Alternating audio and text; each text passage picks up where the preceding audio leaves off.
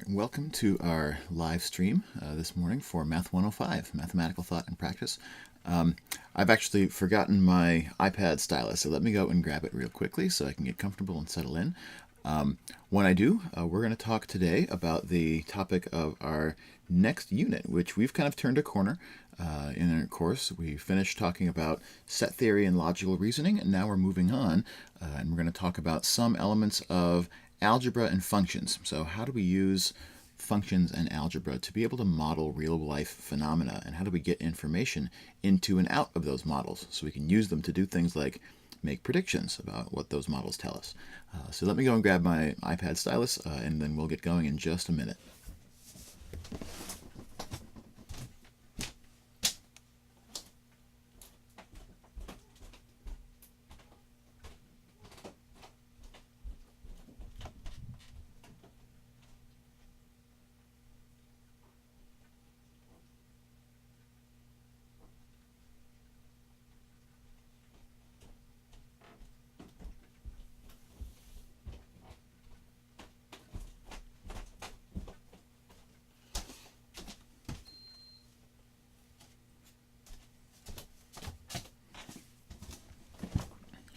All right, sorry about that. I think we are ready to go. So before we get rolling in our stream today, I've got sort of a bit of good news about the material that we're about to do. Really kind of the material for the rest of the semester.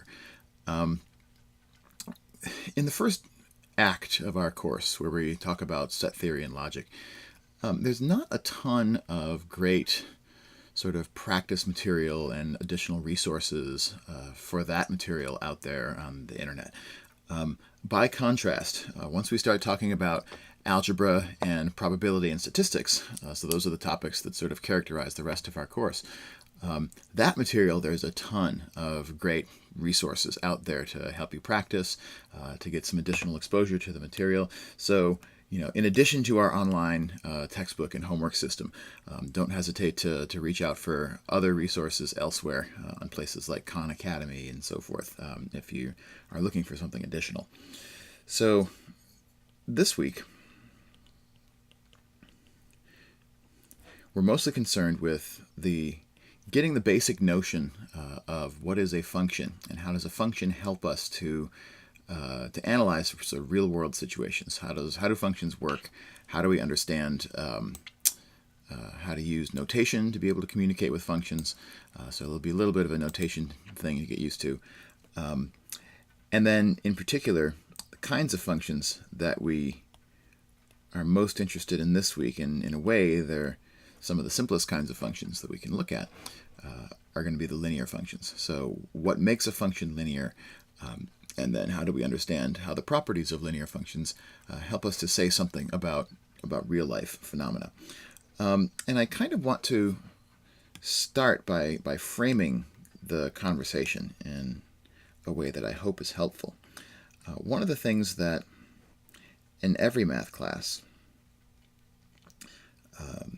we spend a lot of time doing, even though we don't always say so, is looking at different ways of communicating a mathematical idea in different formats. And because this is a class that sort of bills itself as being about mathematical thought, I think it's worth thinking about the different modes of expression of a mathematical idea. And there's a belief out there that there are kind of 4 different ways to communicate a mathematical thought. One of them is verbally. In other words, just use words. Write down words in whatever language that you're using to express yourself, just using common speech. You can communicate a mathematical idea in words. You can also communicate a mathematical idea just using numbers. And often that comes with the connotation that we're looking at data. So the data itself, the raw numbers, can also tell a mathematical story. And in particular, very often in the real world, when we want to begin looking for a mathematical story, the first thing that we might do is look for some data, take some measurements, build out a table that shows how 2 quantities relate to one another in observed data, and then go from there. There's also, of course, a formula as another different way of communicating a mathematical idea using algebra, symbols, variables, operations, notation, equal signs, that kind of stuff. And that's, again, different somehow than communicating in words or communicating in data. And I think a lot of students and the popular culture almost kind of think of formula as being the ultimate form of mathematical communication. It's the most esoteric. I mean, it's the version that you're not going to see happening in the New York Times or the Boston Globe. And there's a lot of power into using formulas, so we're certainly going to do a fair amount of it in this unit. But try not to treat this as the be-all and the end-all. I'm concerned that all of you taking this class be able to come away from it with the ability to communicate a mathematical thought in multiple different modes, and not just sort of see formula as the only thing that's worth using. It's definitely not, especially if you need to communicate a mathematical thought to an audience of people who are not mathematicians or scientists and not used to using formula. If you have to write about a mathematical thought in a newspaper article or something, chances are you're not going to be using a formula. And then the fourth form, and the one that I got a request to specifically spend some extra time on during our stream today, is the graphical form of expression. In other words, draw a picture that depicts a mathematical idea. In this unit in particular, the pictures that we draw to represent the ideas that we're going to talk about are often going to be what we call graphs. Graph has a very specific meaning in mathematics. And so we'll talk about what that meaning is and how the particular pictures that we can draw to think about functions communicate an idea. But this can also be, something much more broad than this. So for example, in the first unit of the course, we did a lot of work with Venn diagrams. And I would put Venn diagrams in this category down here of ways to communicate a mathematical idea using a picture in a graphical form. As they say, a picture speaks 1,000 words, and so let a picture do some of that speaking for you when you're thinking about a mathematical idea. So again, my priority, especially as we start out this new unit, is going to be to try and make sure that we're able to communicate in all four of these different modes about the mathematical ideas that we're going to talk about. So let's start. I want to start in this panel up here on the upper right. Let's suppose that I go out and I measure some data on a real-world phenomenon. So maybe, for example, I can keep a record of, so what's a good idea here? Let's suppose that I record a trend in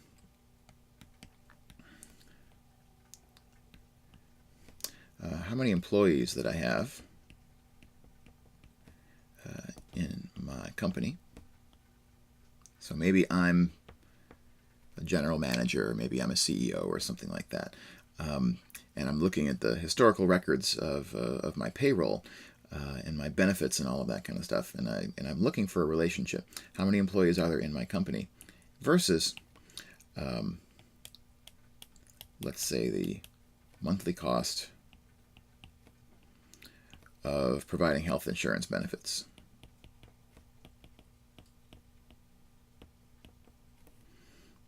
Health insurance premiums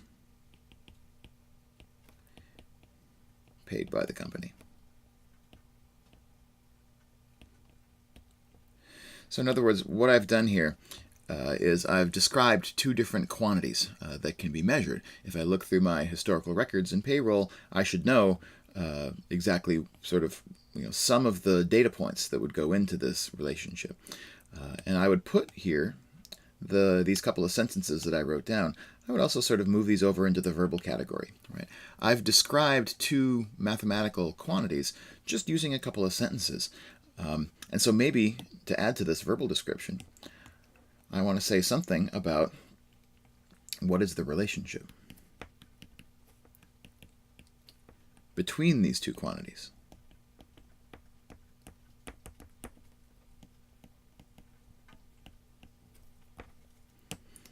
And that seems like a mathematical question. After all, we expect there to be some association between these two quantities. Chances are that the larger the company, the more that they're going to have to pay in health insurance premiums. As we get more employees, each one of those employees may or may not have a benefits package, but those that do, we would have to pay extra health insurance premiums for. And so these two quantities feel like they should have something to do with one another. And so there should be a relationship, and we'd like to be able to say something mathematical about that relationship. So maybe I go back through my payroll data and I discover some observations that at one point when there were 12 employees in my company, I'm just going to kind of write here, employees. So maybe when my company was small, I had 12 employees, and I was paying a certain amount of money per month in health insurance premiums. Let's say I was paying $23,000 per month. So I'll put here in the second row here. $1,000 of premiums. So maybe I was paying $23,000 a month in premiums when I had a company. When my company had 12 employees.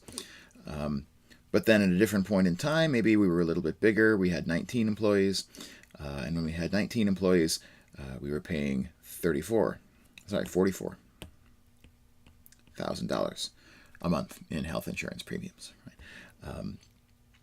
And then at another time when I had 25 employees, I ended up paying, sorry, I'm doing a little mental arithmetic here. Maybe I was paying $58,000. And then at yet another different time, maybe we were a really large company. Maybe this was before we spun off one of our divisions or something. So when we had 55 employees, we were paying $128,000 a month in health insurance premiums. So we collect some data, and this data tells at least some kind of a story about the association between these two measured quantities. Right? And this association shows us one thing that sort of I already talked about as being something we would expect, that the more employees that we have, so as the number of employees went up, the amount of money we paid in health insurance premiums per month also went up. Right? And so that's a lesson that we can learn. I'm going to write it in green over here in the verbal category, because this is, in some ways, this is one of the answers to that question. It's what we would call an increasing relationship. And what that means is as one of these quantities goes up, so does the other.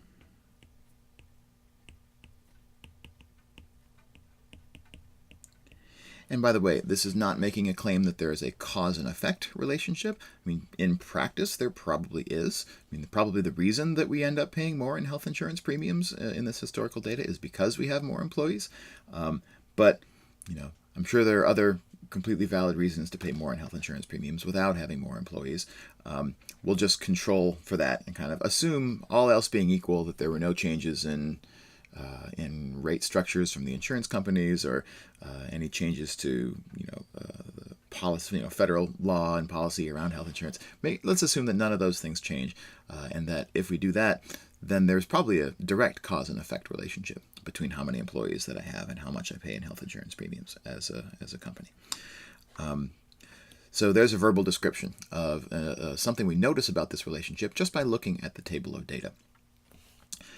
But just looking at the raw data only goes so far.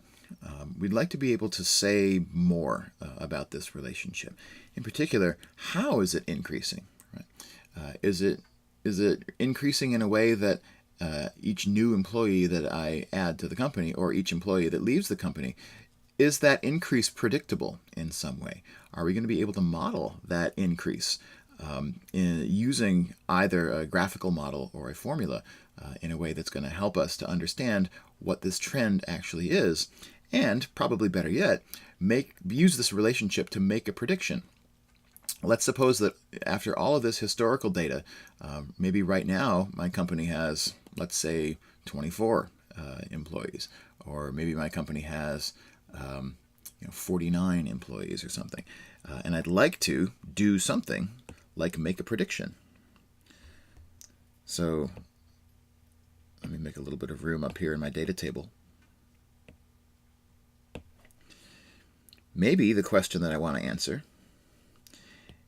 is the question, if I have 48 employees, what would I expect to be paying in premiums based on this historical data? So how would I fill in that empty square? If I have 48 employees, what are my premiums going to look like? So that is a perfectly good mathematical question to ask. And just having the data in the table suggests something. If we believe that this is actually an increasing relationship, that as one of these goes up, so does the other, then that must mean that if I have 48 employees, which is between 25 and 55, then I would expect the amount in premiums that I would have to pay to be somewhere between 58 on the one hand and 128 on the other hand. It'll be more than this, but it'll be less than that. But more than that, we're not able to say yet, because we haven't done the business of actually getting more concrete about the specific nature of this increase. So that's what we want to do next, is we want to get down to business to figure out what is the nature of this relationship. Beyond increasing, how can we say something more specific?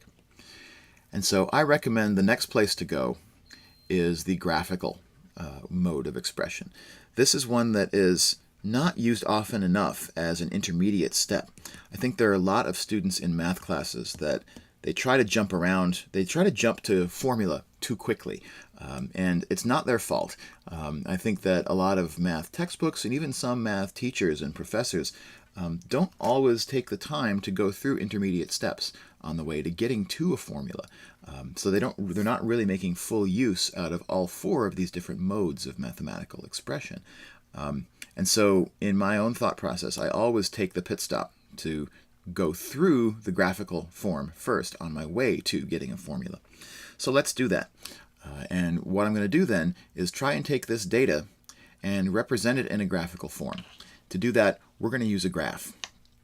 So I'm going to pull over here a browser window, a graphing calculator basically.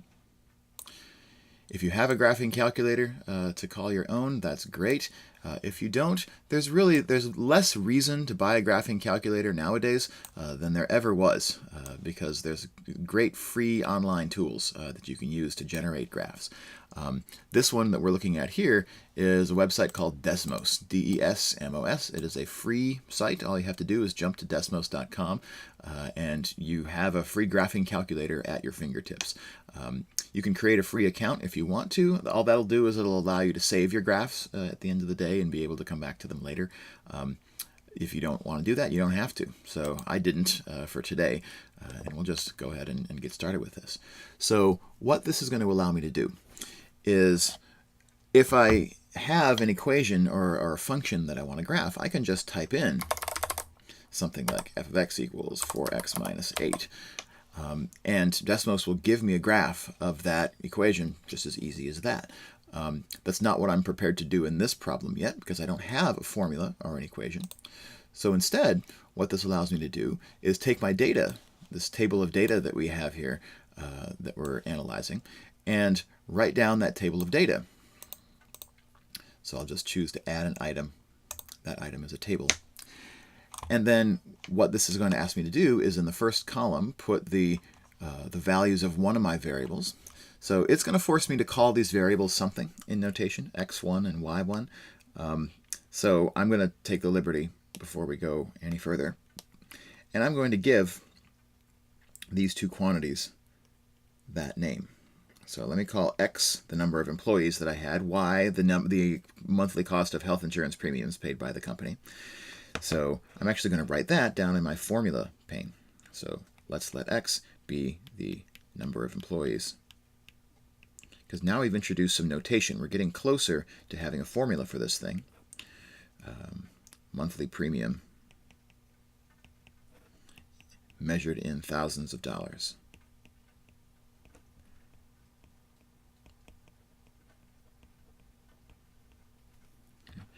So I'm going to call one of those x and the other one y. And in Desmos then, what I'm going to be able to do is type in my data. So here are my x's: 12 employees, 19 employees, whoops, not 199, sorry, 19 employees, 25 employees, 48 employees, but I'm going to skip that one because we don't have a data point for it, and then 55. And then I'll put in, associated with each of these x values, I'll associate the y value that I want. So those y values, again, are the monthly premiums in thousands of dollars. So 23 is associated with 12, 44 with 19, 58 with 25, and 128 with 55. You'll notice that it doesn't look like anything is happening over here on the graph.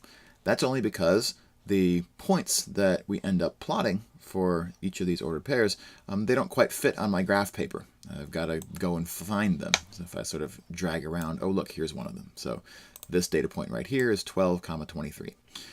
And now is a good time to pause to remind ourselves why this point gets placed where it is. And so why is the point 12, 23 sitting at this place on my graph paper? And that's because to plot a point, an ordered pair, x, y, on what we call Cartesian coordinate system, it's the usual type of graph paper that we use to graph things. To graph this point, what we're doing is we're going out to a point on the horizontal axis, the x-axis here, the point which is 12 units away from 0. Sorry, I lost my point again. So we start from the origin, we take 12 steps out to the right, and we end up right here at the point 12, 0. And then the number of steps up that we have to take is what we mean by the y-coordinate. So we take 12 steps to the right and end up here on the x-axis. And then we take 23 steps up, and we end up at the point 12, 23. So if you like, that point 12, 23 is what we get by searching for 12, 0 on the x-axis, that's this point, and then also searching for the point 0, 23 on the y-axis. So here's 0, 23, here's 12, 0, and then the point which has the same x-coordinate as this and the same y-coordinate as that is the point 12, 23.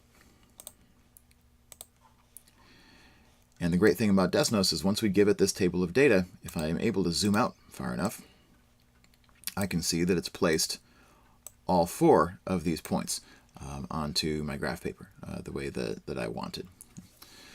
So having all of these points graphed out, I'm actually going to quickly rescale my axes just to make my life a little nicer. Let's see. So my x's, let me have my x's run from -10 to 60. And let me have my y's run from -20 to 150 or something. Here we go. Let me hide this pane for a second. So here's all 4 of the data points. And this is what we would think of as a graphical representation then for this graph. The other great thing about Desnos is we can take our graphs and we can export them. Before I do that, I'm going to put some labels on my axes. This is always a good practice. So my x-axis here is the number of employees at my company. The y-axis is monthly premiums in thousands of dollars. So with those labels on my axis, now I'm going to click the share button, export my image. I'm going to export it as a, let's see, don't need to sweat this detail too much. Let me just download this as a medium square. All right, so give me just a moment here to take that graph that we just worked on, this graph, and I'm just going to get a copy of it over on my whiteboard so that we can refer to it as we go forward here.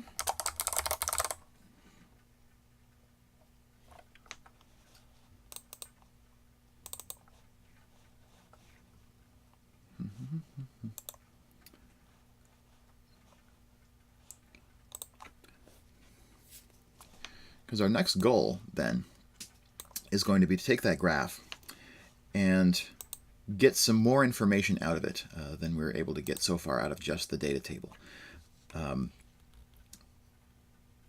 We'd like to know, for example, how to fill in that gap when x is equal to 48. When I have 48 employees, how do I know what the premiums are going to be? So here comes the graph onto my whiteboard.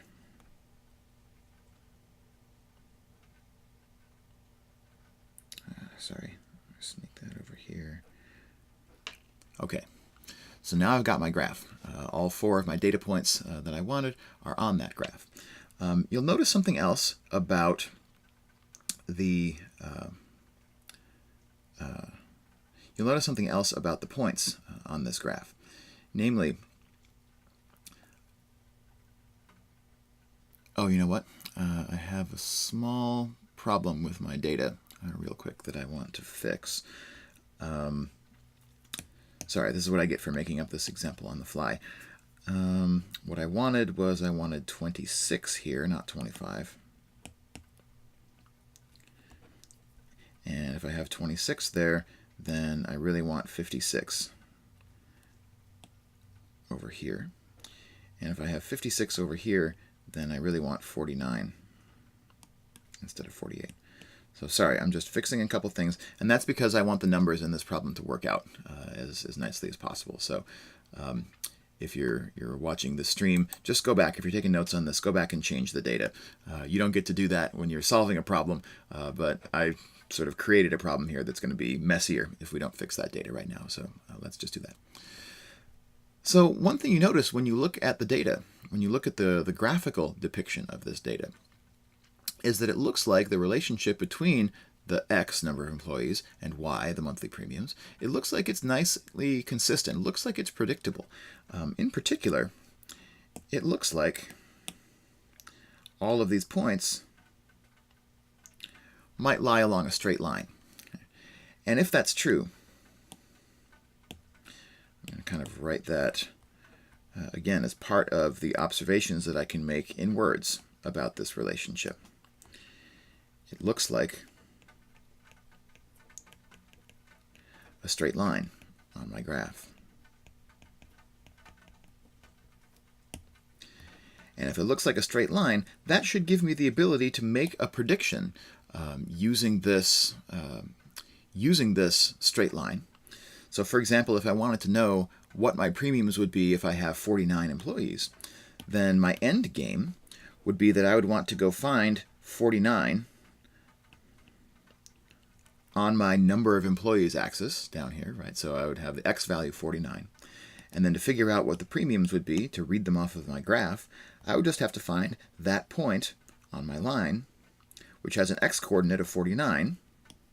So that might be this point right here. And I would just read off the Y coordinate of that point. So whatever that question mark is, it's going to be the coordinate that I get here on the Y-axis that's related to the X value of 49.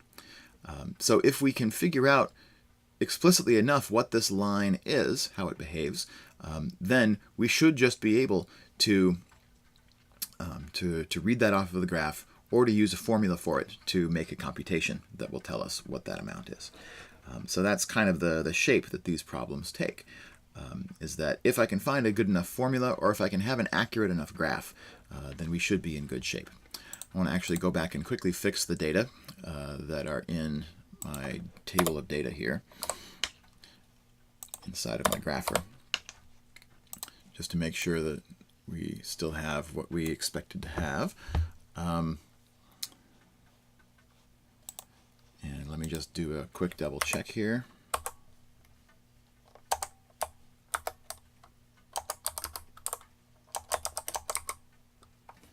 Yeah, it looks like I've still got a bit of a problem. Sorry, let me fix this one more time. So I want it to go. Oh yeah, that's what I did wrong. Sorry, I can't believe I have to do this. I have to change one more time the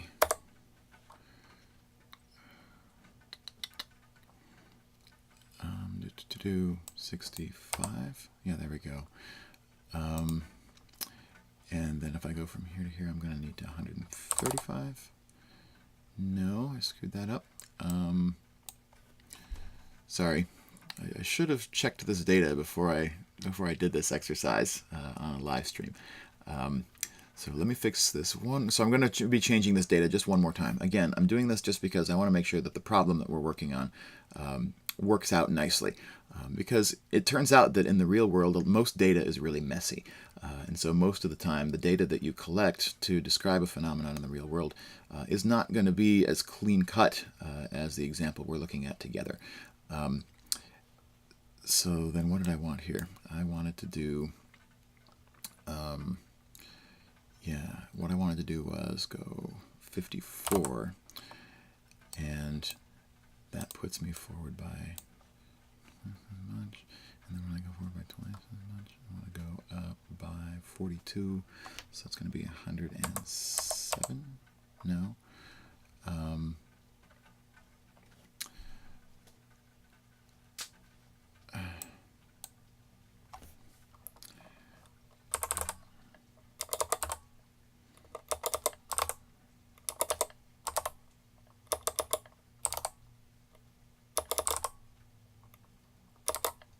There we go. Okay, so I've got this fixed. So my apologies again. I'm going to fix this data one more time before we go on and do anything more more concrete with this data. I just want to make sure that it works out nicely for the sake of everybody. So I'm going to change a couple more things here. So with 26, I want to have 65. With 54, I want to have 149. And then I suppose, let me just do a double check here. Okay, all right, so we're in good shape. So this is the data I actually want to use. Let me briefly here just update the graph for this. So now that I've updated my data,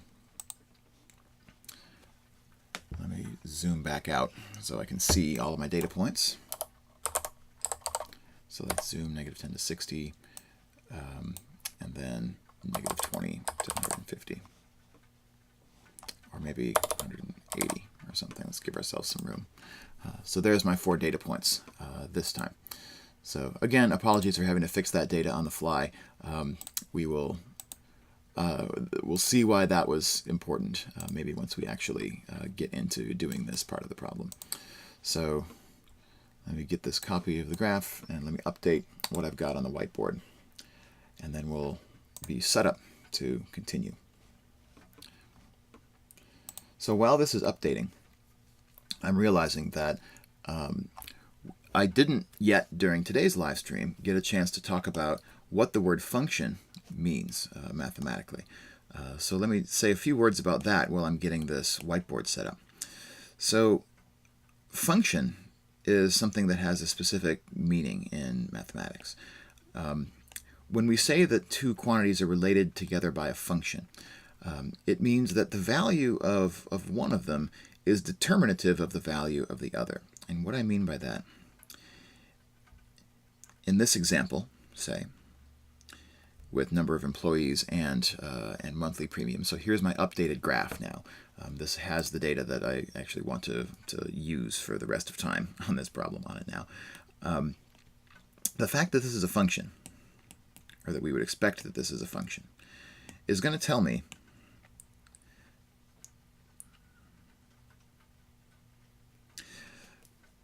that the value of one of these quantities will uniquely determine the value of the other. And so another way to say that is that for each input, there's only one output. And here I'm using the words input and output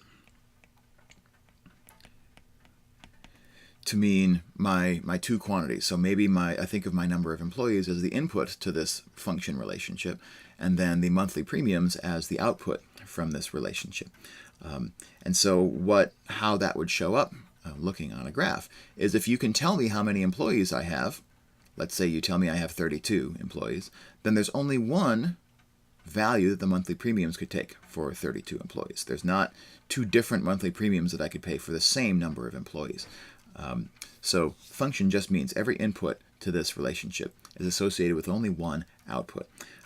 And on a graph, if we're looking at a graph, the way that we recognize a function for what it is that every vertical line on this graph only intersects the graph in one spot. call that the vertical line test for a function. So I'll write that down. Every vertical line only intersects the graph once.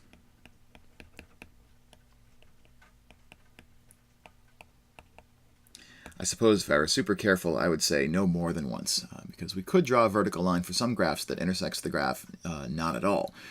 But it's not possible for a vertical line to intersect a graph of a function more than once, because if the x values represent my inputs, each of those x values has to have only one y value.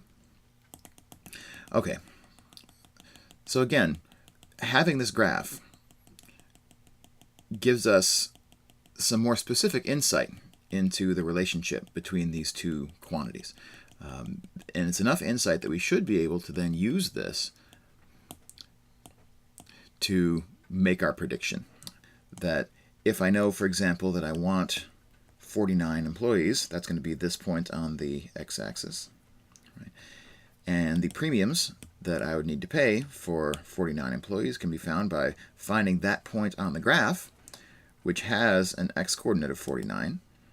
So that's this point right here. And then reading the y-coordinate of that point off of my graph. So I'd be able to fill in that question mark in my data table by reading that amount off of the graph.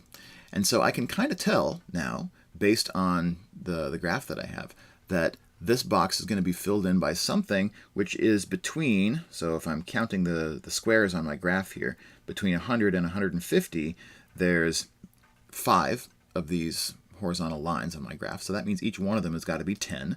So if I start from 100 and I start counting up, this line is 110, 120, 130, 140, 150. And so whatever fills in this box is evidently something in between 130 and 140. So that's the nice thing about a graph, is it can give you a good ballpark. Graphs are not always as accurate as we'd like them to be, but we can at least now have an estimate. And don't fall into the trap that a lot of math students fall into and think that estimation is worthless. Estimation is actually super useful because it's not always necessary to have the degree of precision that a formula, for example, is going to offer us. And having an estimate in your head when you're working a problem, even if you do need to have a more exact answer, having an estimate first or getting an estimate along the way is a good way to know at the end of the day whether your answer was reasonable based on the estimate that you got along the way. So I'm going to kind of tuck away this observation over into the verbal column here again. So for 49 employees, we can expect somewhere between $130,000 and $140,000 in premiums, just based on how I read this graph. But my graph is not accurate enough, really, for me to be able to tell whether it's 136 or 134 or 135.2 or so on and so on, right? I can tell that it's somewhere between 130 and 140 from the graph, but to be absolutely certain, if I want an exact answer, then this formula pane is where I want to get to at the end of the day. So let's see if we can get there, or at least get a step closer to getting there. Because once I have a formula that relates x and y together, I can use algebra to exactly determine for a given value of one of these quantities what the exact value of the other quantity is, if this data is modeled exactly by one of those formulas. So to get there, we have to kind of talk about two things. The first is, how do we know more specifically that this data is modeled by a linear function? So the graphical manifestation of linearity is that the graph looks like a straight line. But what can I do with the data points themselves to convince me that this relationship lies on a straight line? After all, I just sort of drew a line through these 4 points freehand. How do I know that these points exactly lie upon the same straight line in this problem? So to figure that out, what I need to do is answer more specifically this question about rate. So as one of these quantities increases, so does the other one. But the question I want to ask is, at what rate is that happening? I'm going to make a little bit of space up here in my number and data pane, where I can answer a question about the rate of change. So let's say as x increases, at what rate does y increase? How quickly?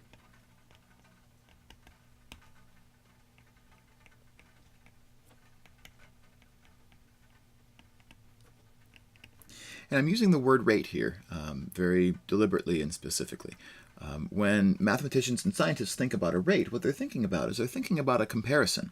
After all, what I'm being asked to do here is compare increases in one of my variables to the corresponding increase in the other. So one example of an observation that I could make. Let me just take these first two data points. When I had 12 employees, I paid $23,000 in premiums. When I had 19 employees, I paid $44,000 in premiums.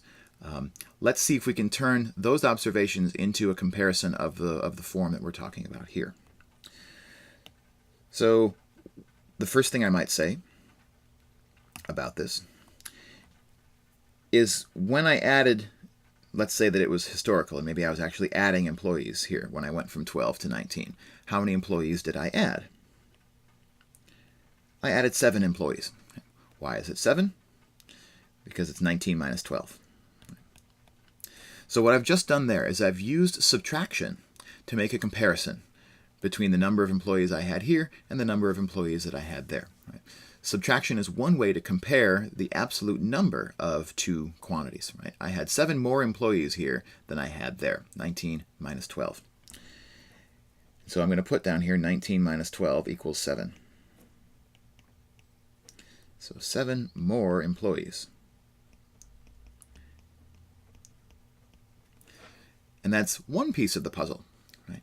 The other piece of the puzzle is what happened to my insurance premiums when I added those 7 more employees. And so I have to make another comparison. And I want to use the same arithmetic to make the second comparison as I did to make the first one. So I used subtraction to make my first comparison. I have 7 more employees here than I had there. And so I also want to use subtraction to make this comparison. If I do 44 minus 23, I get 21. And so what that means, 44 minus 23, is that when I compare these two data points from my historical record, I had to spend $21,000 more in health insurance premiums when I had 19 employees compared to when I had 12. So I've just done two different comparisons. I've subtracted the number of employees that I had in these two situations, and I've also subtracted the number of employees that I've had in these two, the health insurance premiums in these two situations. And so I have now these two numbers, $21,000 more, 7 more employees. And together, they're telling me a story, right, of what happened. That tells me something about the increases that happened here. 7 more employees meant that I had to pay $21,000 more. But what I want ultimately is a single number that can capture that comparison, that compares 21 to 7 in the same way that I also want to be able to compare any other change in the number of employees with the change in the thousands of dollars of premiums that I had to pay for health insurance. So I want to turn these two numbers into a single number. And when I use the word rate, also the word ratio, same idea. What that indicates is that I want to turn these two numbers into a single comparison using the operation of division. So what I want to do is I want to divide one of these numbers by the other. When I do that, what I'm going to get is a single number. I'm going to call that number m, for reasons that you can probably guess if you've been working on our preliminary assignments for the semester. I'm going to call this number m. And when I do this calculation, 21 divided by 7, it turns out that that's a nice number, right? 3. And this is a number that we call the slope of this relationship. So let me go down to the graphical picture and show what exactly it was that we computed. So we took the two data points, 1223 and 1944. That's the point right here, 1223, and the point right there, 1944. So these were the 2 points on the graph that correspond to these two data points up here. Right? We subtracted 19 minus 12. That gave me 7. What that tells me on my graph is how much distance on the x-axis separates these 2 points. So my plus 7, it shows up on the graph down here as the horizontal distance between these 2 points. So there's where my plus 7 can be found on the graph, right? That's 7 units of distance. If I started here, I'd have to count over 7, 1, 2, 3, 4, 5, 6, 7, to get to the second one of these 2 points. Right? So there's my plus 7. And then 44 minus 23, 21, that tells me the difference in monthly premiums, measured in thousands of dollars. So that's the vertical separation between these 2 points. So I can label that over here on the diagram, or I could label it over here on the y-axis, same difference, plus 21, 21, and 7. And when I divide 21 divided by 7, I get 3. And that 3 is what we call the slope of the line segment that's joining those 2 points. The slope is 21 over 7.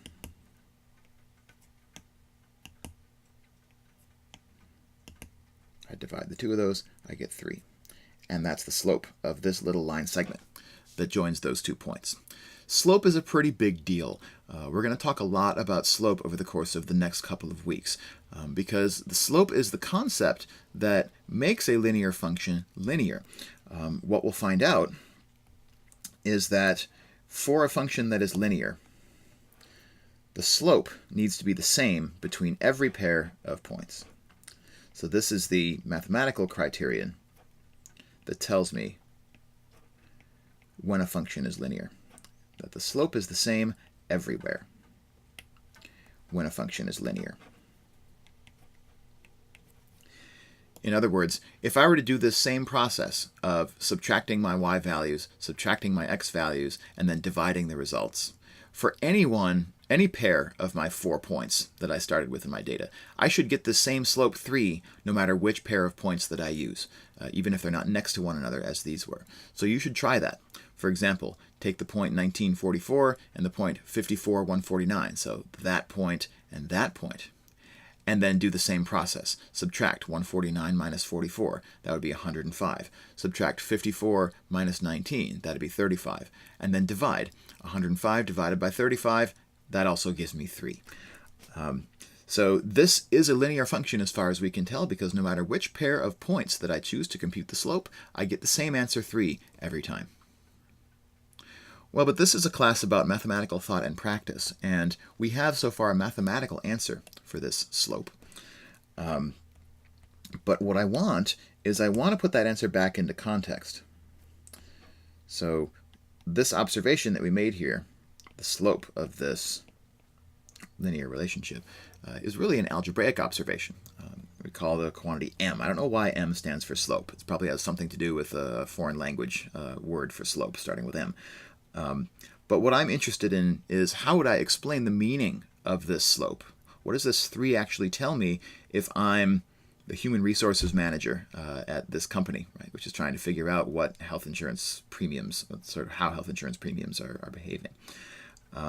So the key to interpreting a slope and understanding what it's actually telling me is not just to look at the number. We also have to look at the units that came along to make up that number. So when I divided this 21 and this 7, I'm not only trying to divide those numbers, I also need to divide those units to help make my interpretation. And when you divide units, that little division bar turns into a word. It's probably the most powerful word in all of applied mathematics. The word per, P-E-R. So if I write that word in between this unit and that unit, then what that might sound like is thousands of dollars, $1,000 more dollars per additional, let me say, per additional employee.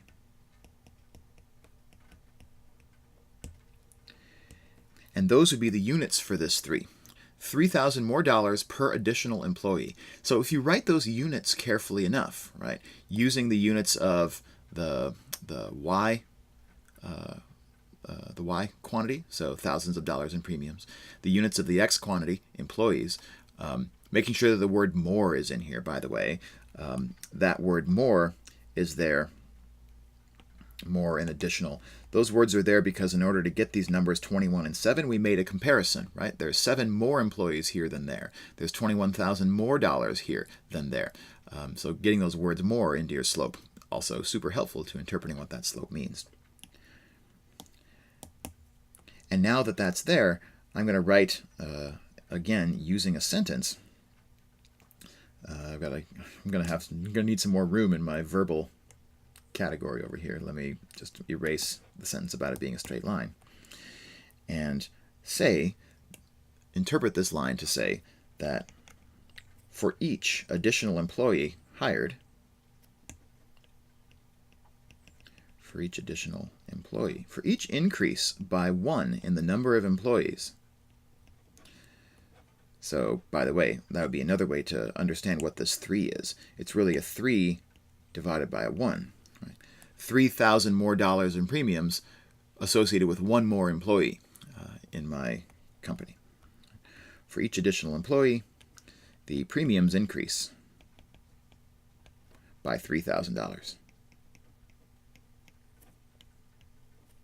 And that's the importance, that's the meaning, that's why somebody would care, besides your math teacher, somebody besides your math teacher would care about this slope. This is exactly what it's telling me.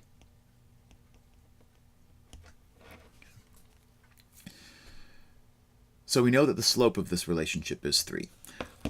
And again, I didn't show you this explicitly, but you should check that no matter which pair of 2 points that I pick to compute that slope, I'm going to get the same answer of 3. Regardless of which pair that was. You'll also notice that along the way, I did a calculation here that is suggestive of probably a formula that many of you are accustomed to using. So I just want to get that formula down on the page just so that you have the reference for where that's coming from. How did I calculate a slope? Well, I divided 2 quantities. I divided the difference in the y values by the difference in the x values that are associated with a pair of 2 points. And so what did I do? I took the second y coordinate and I subtracted the first y coordinate, y2 minus y1. Let me keep my color coding here just so that when you look back at this later, it's easy to see what corresponds to what. So I subtracted my y coordinates. That becomes the numerator of this division. And then I subtracted my x coordinates, so 19 minus 12 to give me 7, and that became the denominator of this comparison, x2 minus x1. And when I divide the two, the result is my slope. And so this is one of those formulas that people tend to memorize, which is okay as far as it goes. As far as getting a problem done, actually doing the math, having this formula memorized is super helpful. But I'm hoping that one of the points of today's live stream is that it's not enough at the end of the day to just know how to do the math, or at least I don't want it to be enough for our class. Because if this is the last college math course that you ever take, and for a number of you it likely will be, then I want to know that you're able to take this kind of reasoning that we're doing and take it outside of the classroom, right? To be able to communicate a mathematical thought where it's appropriate in your daily life, in your life in the workplace, in your other courses that you might be taking. And those are the skills that memorizing formulas are not enough for you to be able to communicate in that way. So putting the emphasis, as I'm putting here, on interpreting what does this number actually mean. How would you tell somebody who's not a math teacher why they should care about what that number tells us? That's something that I put a high priority on for this kind of class in particular, because I don't want this to just be about doing the math. I want it to be about doing it well and communicating it well, and giving yourself and other people around you a reason to care about the calculations that you're doing, because they're done for a purpose that has meaning in your life and in your workplace and so forth. Okay, so we've gotten to the slope of this linear relationship. We're not quite all the way to getting a formula for it, on the other hand. And this is a bit more of what we'll sort of do going into next week. But the other formula that people tend to have seared into their memories, if you've taken an algebra class, is a formula that describes any linear relationship between two associated quantities, x and y. And the formula pulls in two what we call parameters.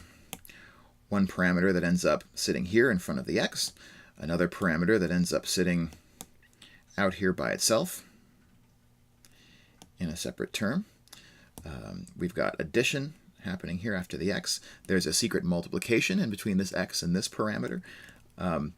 And the meaning, the identities of these parameters are that this thing that gets attached to the x is actually m, our slope, and this thing that is often a term by itself is called b.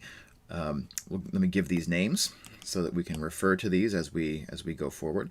This b is called the y-intercept of this linear relationship, and the m, as we've been talking about here, is called the slope of this linear relationship.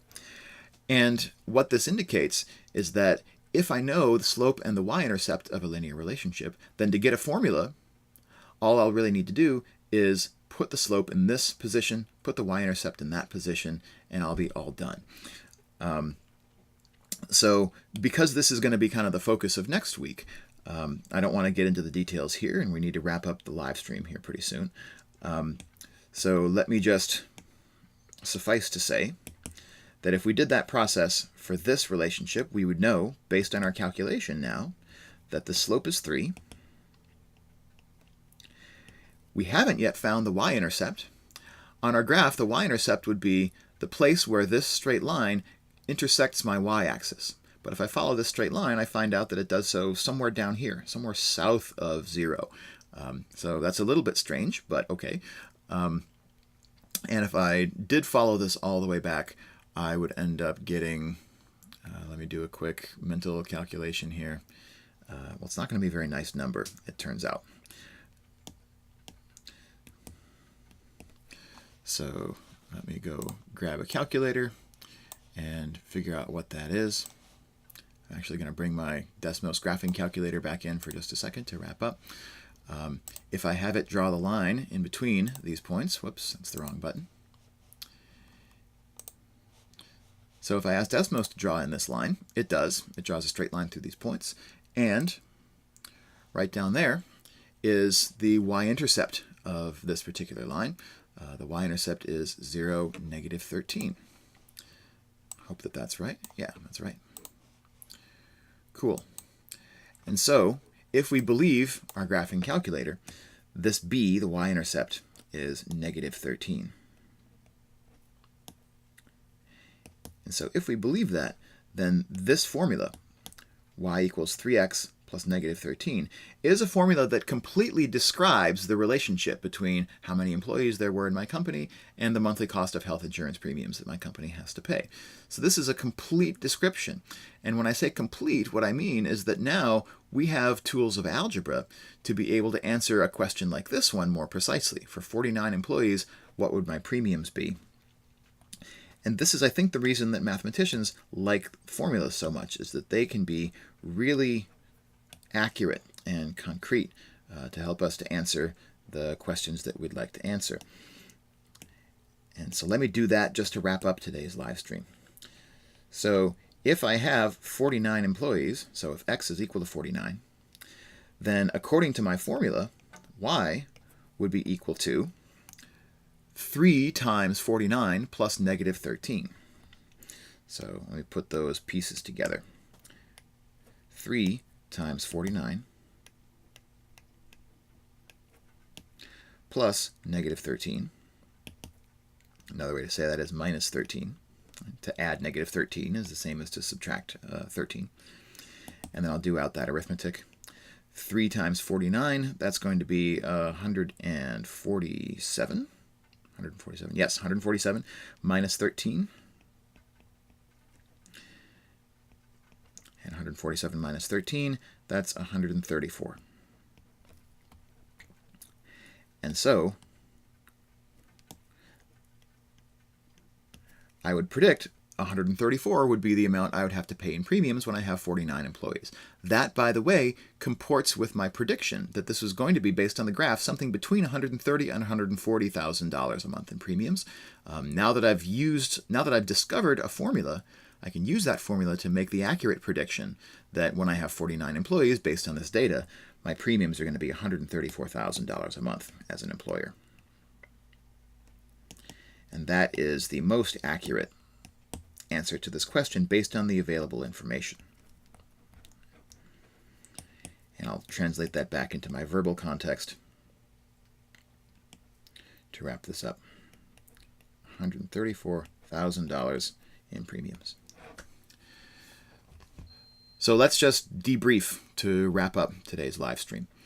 In mathematics everywhere, and I think in particular when we're thinking about algebra, probability, and statistics, which are really the topics of the rest of our semester, I want to put a premium on being able to communicate these mathematical ideas in a variety of different modes. Being able to do so in writing, so being able to read a mathematical thought written in your native language, and to be able to then write a mathematical thought in your native language using words. This is how everyone communicates, mathematicians included. We don't communicate just in notation. We don't talk notation to one another. We use words to communicate, and so I want to make sure we can do that. But then also to be able to use data, numerical calculations, to express a mathematical thought. This, after all, is where a lot of mathematical relationships originate. How do I begin to answer a question about health insurance premiums? I would go collect some data. I would look at some payroll history and so forth, and that's going to give me some numbers that I can work with. And if my ultimate goal is to have a formula, to be able to use the power of algebra to make predictions, then I want to be able to do that, but I don't tend to get there very accurately by jumping directly from data to formula, especially if we're still building these skills, if we're still kind of novices. And so my recommendation will always be to take the intermediate step of making a graph. It's not just an intermediate step that's helpful in contextualizing the problem solving that you're about to do, but having a graph is also a super powerful communication tool when it comes time to tell somebody else about this relationship. After all, this is probably, if your human resources manager came and asked you to do this kind of problem, you would collect the data, you'd maybe open up Excel or some other spreadsheet and come up with a graph. And this graph might be the thing that you hand the human resources manager and say, hey, here's what's happening with our health insurance premiums over time as our numbers of employees change. And so just this picture, coming out of Microsoft Excel or something like that, is probably going to speak really clearly to what this relationship is, enough to where a human resources manager is able to be specific about it. But again, if we want to be absolutely certain about how to make predictions using this function model, then we also are going to want a formula. And actually discovering one of these formulas is a topic that we're going to move on to next. So next week is about applications of linear functions. So we're going to get a chance to practice this process of going from data to graph to formula and back and forth again a lot more. And so that's where we're going to go next. And then the couple weeks that come after that, we're going to look at some models of functions that are not linear functions. So that's going to be kind of the shape of what this unit is going to be about. Algebra and function models, how to make predictions using the power of algebra. So don't forget that there is a quiz available. It'll be due on Sunday night this weekend, so give that a crack. Jump into Slack and ask questions. Let me know how I can help you out as you work through these problems, and I'll hope to see you soon.